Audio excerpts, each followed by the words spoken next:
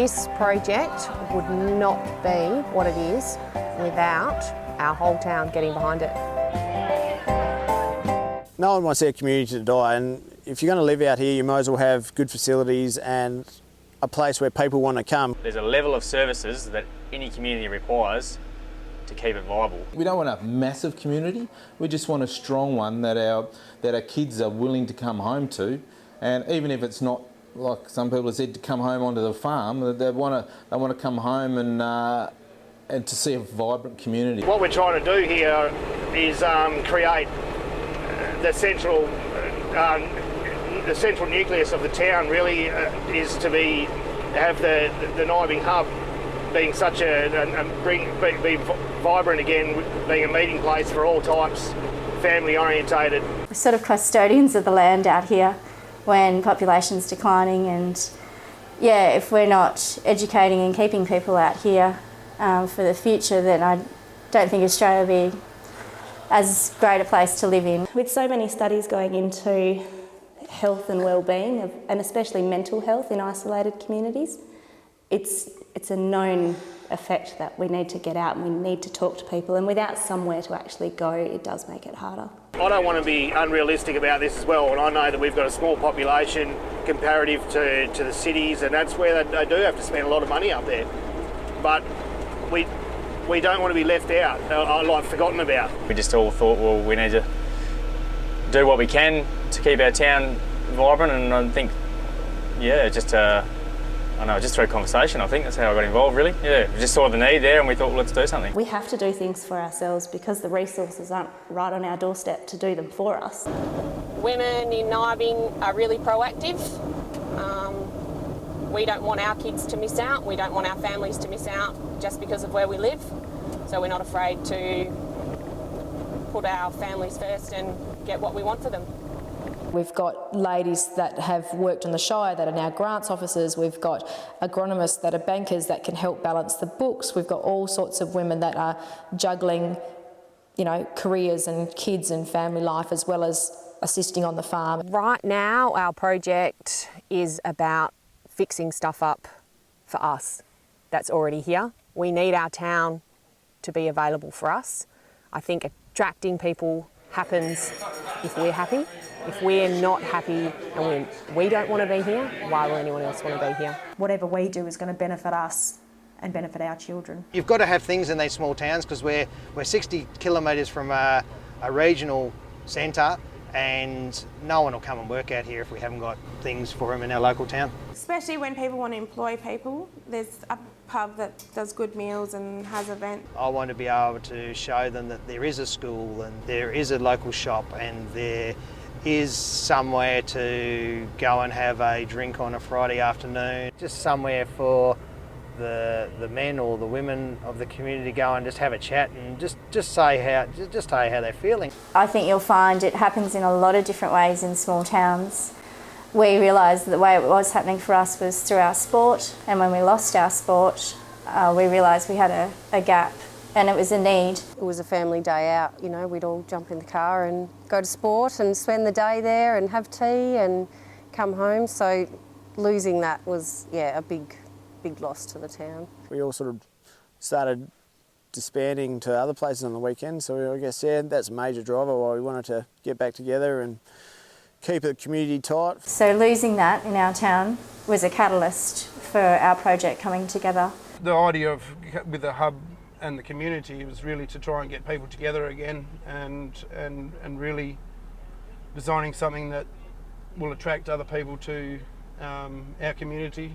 We're really lucky we purchased the Nyabing Inn, and immediately families started going there for dinners on a Thursday night, and blokes started going there to meet up with their mates to have a few beers. Wives started going there for coffees in the afternoon. It was there, and everybody in our town started using it straight away. Since we've sort of done up the beer garden and had a safe place for the kids to play here, people are coming out every weekend and it's just wonderful. You can drive through town and know that if you want to stop in and have a coffee or a beer at the pub, you're going to have someone to chat to, and might end up stopping in, staying in for tea because someone else has come in, and it's a really good atmosphere, and I think it's really what your community needs.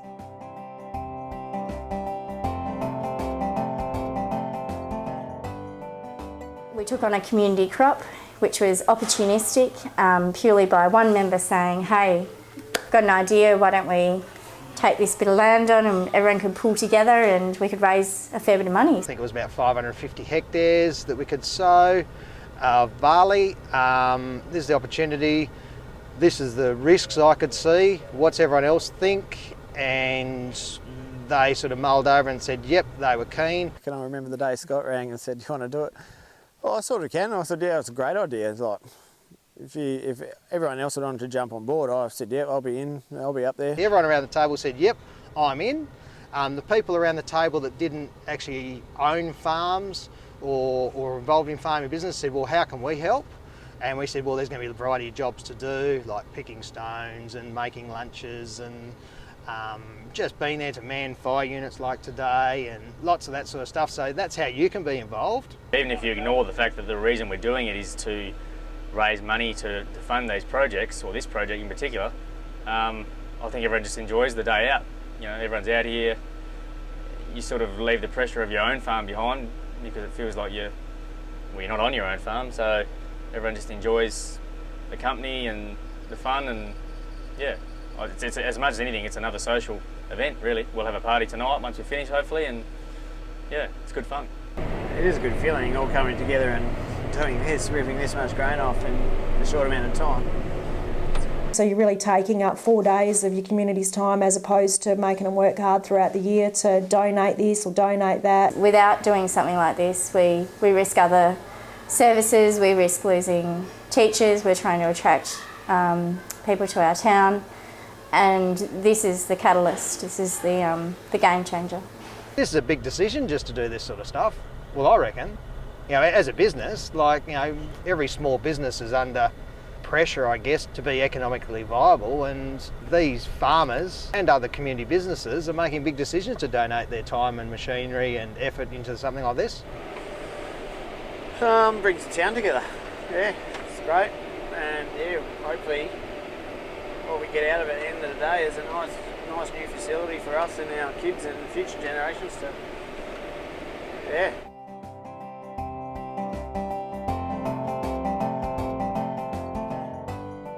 So purely off one person finding an opportunity, we had a big bucket of money off 1 year and we said, let's set our sights high. It all initiated from a facilitated meeting where we had this money and what were we going to do with it. So we actually did a brainstorming session as to, and that's how we came up with, people wanted a meeting place where they could get meals and socialise, and that's how we've come up with the community hub concept. It's not just a pub, it's a hub and it's for everyone, and it's you know, I suppose that being a pub has that sort of connotation that you just come in and have a few beers and head off home, whereas that's really, I don't think, what the community's getting at.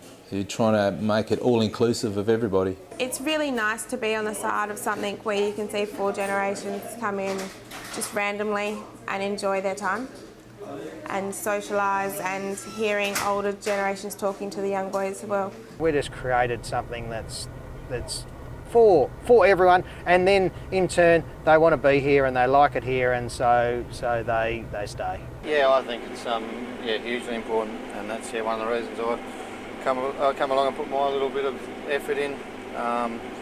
Obviously when I'm up here, I often drop in there quite regularly, and I think it's great for the community to have something that they're proud of and something that is nice, and yeah, I think it's great.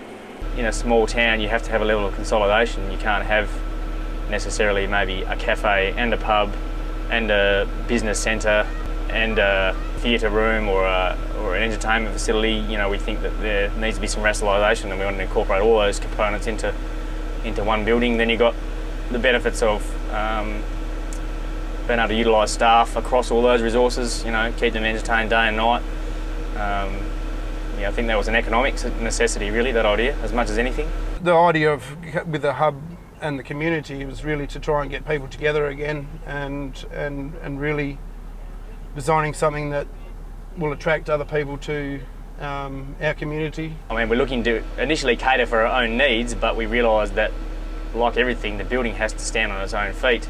The business, the enterprise, whatever we want to call it, it can't be propped up forever. So that, yeah, by incorporating tourism and anything else that we can to make it financially viable, well, that's, at the end of the day, that's what's going to make it all stand up. From our point of view, running the pub from a voluntary board just was never going to fly. We could never run that and put in a manager and run it that way. It had to be leased out.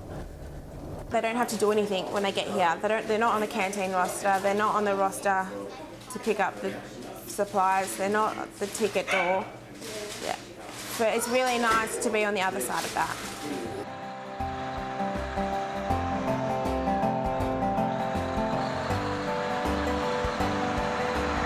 You've really got to get everyone on board, and I think the best way to do that is communication. Everyone needs to know exactly what's going on. You can't hide anything. You've just got to be honest and open as to where we're going and what our goal is going to be. You have to leave a certain time frame for people to have their say so that you make sure that everyone's happy with it. We wouldn't have got as far as quickly as we have without them, without the support of our local councillors. Get like-minded people. If you want to make your town better, you need people that also want to make your town better. Look, it's not that hard if everyone pulls together. We don't all agree. That's never going to happen. Everyone doesn't agree, but you've just got to keep some things aside a little bit and try and make things happen. Basically, there's two choices: do something or do nothing, and let's do something and make a go of it. Oh, I guess you just sort of got to come together and do what's best for your town, whether that be buy the pub or think of new ideas of what you can do to help your town survive. Giving the people, the like-minded people that have the energy to do things like this, to give them a bit of support goes a long way in terms of giving them more energy to go again. Nearly everyone's done something, and that's been awesome, and that's why I suppose we're all really proud of our community. Basically, it turns out everyone's willing to help, which is great. Like, you don't even have to ask anyone. They just turn up and said, well, I'm willing to do this, I'm willing to do that, and they turn up and do the job. I don't think there's many words that can describe that little heart flutter that you get when you see everyone working together and reaping those rewards and knowing that you're there with them and doing it for you and for your community. It really does make your heart melt.